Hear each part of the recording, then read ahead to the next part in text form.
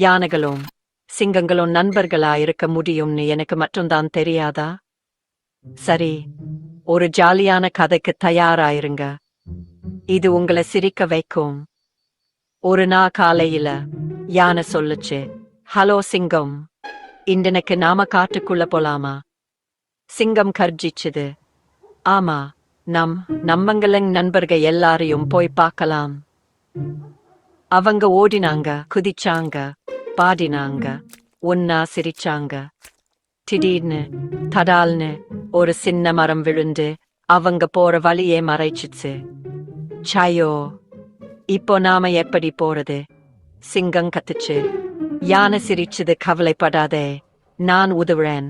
தன்னோட பலமான தும்பிக்கையால் யானை மரத்தை தூக்குச்சு. சிங்கம் ஆரவாரம் செஞ்சது, நீதா என் ஹீரோ நண்பா, ஞாபகம் வச்சுக்கோங்க, நண்பர்கள் எப்பவும் ஒருத்தருக்கு ஒருத்தர் உதவுவாங்க. அப்புறம் அவங்க சிரிச்சாங்க, ஒரு ஹாய்ப்பை கொடுத்தாங்க தும்பிக்கைக்கும் காலுக்கும். மற்றும் இன்னும் நிறைய சாகசங்களுக்கு தாவி குதிச்சு போனாங்க.